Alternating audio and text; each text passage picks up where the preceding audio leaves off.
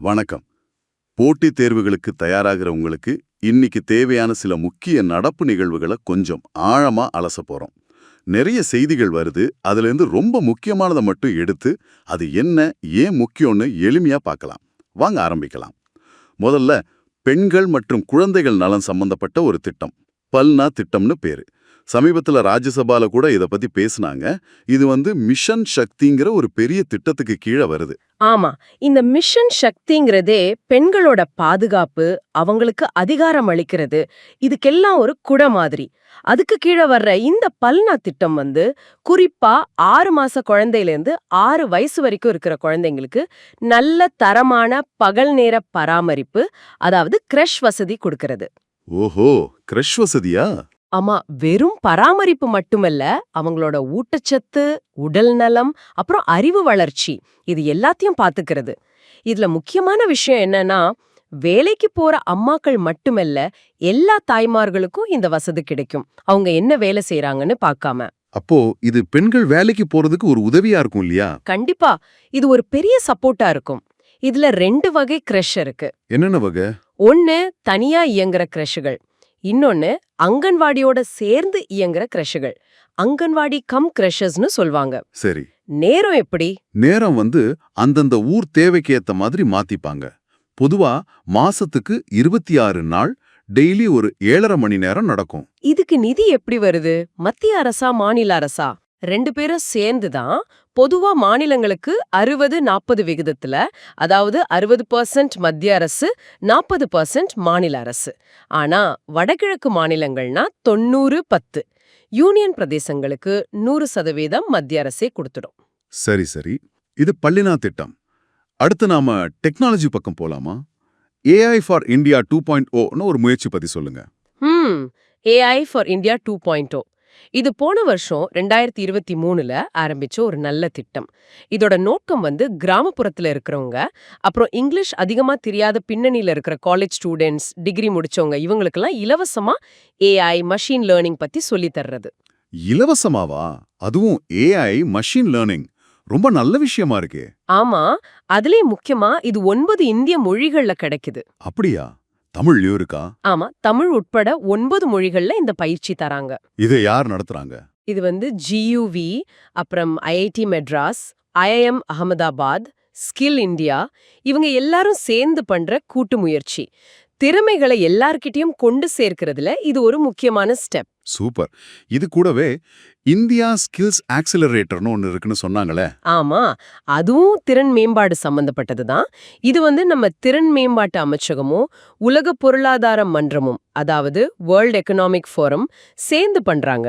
இதுக்கும் AI for இந்தியாவுக்கும் என்ன வித்தியாசம்? இது கொஞ்சம் பரந்த நோக்கம் கொண்டது.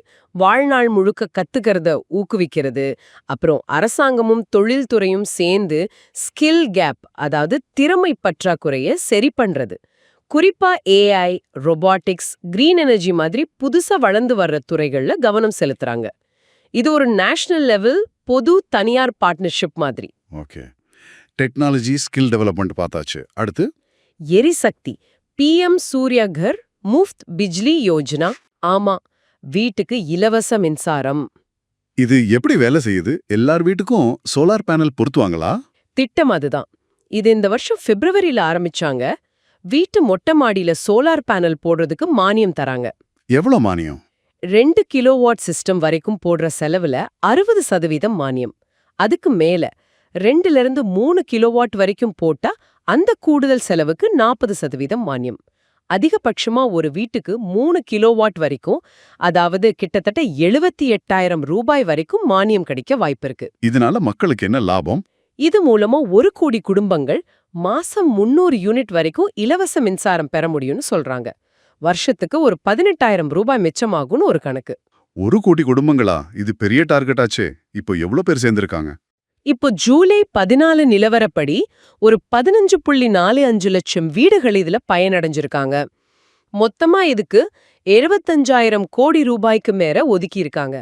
இதுல இன்னொரு விஷயம், ஒவ்வொரு மாவட்டத்திலயும் ஒரு மாதிரி சோலார் கிராமம் உருவாக்குற திட்டமும் இருக்கு.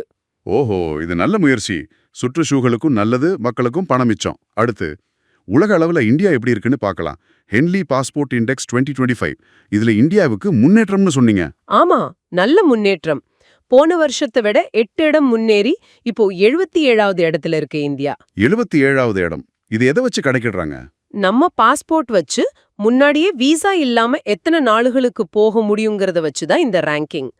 இதுக்கு டேட்டா வந்து IATA, அதாவது சர்வதேச விமான போக்குவரத்து சங்கம் கொடுக்குது. முதல் இடத்துல யாரு? சிங்கப்பூர் தான் தொடர்ந்து முதல் இடத்துல இருக்கு. 193 நாடுகளுக்கு விசா இல்லாம போகலாம். ஜப்பான், தென்கொரியா 2வது இடத்துல இருக்கு. நிறைய ஐரோப்பிய நாடுகள் 3வது இடத்துல இருக்கு. அமெரிக்கா, UK மாதிரி நாடுகள் கொஞ்சம் கீழே இறங்கி இருக்கு. அப்போ இந்தியாவோட பாஸ்போர்ட் பவர் கூடியிருக்குன்னு சொல்லலாமா? கண்டிப்பா. உலக அளவுல நம்மளோட தொடர்புக்கும் பயணங்களுக்கும் இது ஒரு நல்ல அறிகுறி. சரி, அடுத்ததா ஒரு சட்ட விஷயம். SC/ST வன்கொடுமை தடுப்புச் சட்டம் 1989. இது சம்பந்தமா சென்னை ஹைகோர்ட் ஒரு உத்தரவு போட்டிருக்க. ஆமா, இது ரொம்ப முக்கியமான உத்தரவு. இந்த சட்டத்துக்கு கீழே ஒரு புகார் வந்தா போலீஸ் வந்து முதல் நிலை விசாரணை, அதாவது பிரிலிமினரி என்கொயரி பண்ணக்கூடாது. உடனே FIR போடணும்னு கோர்ட் சொல்லியிருக்கு. ஏன் இந்த உத்தரவு? முதல்நிலை விசாரணை தேவையில்லையா? இந்த சட்டத்தோட நோக்கமே பாதிக்கப்பட்டவங்களுக்கு உடனடி பாதுகாப்பு கொடுக்கறதும் குற்றவாளிகளை தண்டிக்கிறதும் தான். முதல்நிலை விசாரணைங்கிற பேர்ல தாமதமாக கூடாதுன்னு கோர்ட் நினைக்குது. இந்த சட்டம் வந்து SC/ST சமுதாயத்தை சேராதவங்க, அந்த சமுதாய மக்களுக்கு எதிராக செய்யற கொடுமைகளை தடுக்கிறதுக்காக கொண்டு வந்தது. இதுல கிட்டத்தட்ட 37 விதமான குற்றங்கள் லிஸ்ட் பண்ணிருக்காங்க. இந்த வழக்கு விசாரணையில என்ன ஸ்பெஷல்? இதோட விசாரணைய DSP ரேங்க்குக்கு குறையாத அதிகாரி தான் பண்ணணும். அதுவும் 30 நாளுக்குள்ள முடிக்கணும். இதுக்காக ஸ்பெஷல் கோர்ட்ஸ் இருக்கு. தண்டனையும் கடுமையா இருக்கும். குறைஞ்சது 6 மாசம் ஜெயில். ஓகே, இது சட்ட அமலாக்கத்தை வேகப்படுத்தணும் நம்பலாம். கடைசியா தேசிய நெருக்கடி மேலாண்மை குழு NCMC, இது என்ன அமைப்பு? NCMC, அதாவது நேஷனல் கிரைசிஸ் மேனேஜ்மெண்ட் கமிட்டி. இது வந்து பெரிய அளவுல இயற்கை பேரிடர் மாதிரி நெருக்கடிகள் வரும்போது சமாளிக்கிறதுக்காக மத்திய அரசு அமைச்சரவை செயலர் தலைமையில அமைச்ச அமைப்பு. இது பேரிடர் மேலாண்மை சட்டம் 2005க்கு கீழே வருது. கேபினெட் செயலாளர் தான் தலைவர்.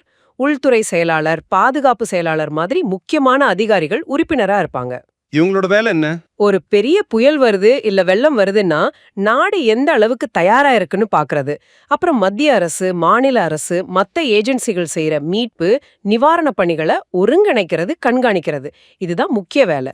இது வந்து கொள்கை முடிவு எடுக்கிற அமைப்பு இல்ல, ஆனா செயல்பாடுகளை ஒருங்கிணைக்கிற ஒரு முக்கியமான அமைப்பு. சரி, இன்னைக்கு நம்ம பார்த்த பல்னா திட்டம், AI திறன் மேம்பாட்டு முயற்சிகள், Suryaghar Yojana, passport ranking, SC/ST சட்ட தீர்ப்பு, அப்புறம் இந்த NCMC, இது எல்லாமே நீங்க போட்டித் தேர்வுக்கு படிக்கிறப்ப ரொம்ப முக்கியமா கவனிக்க வேண்டிய விஷயங்கள்.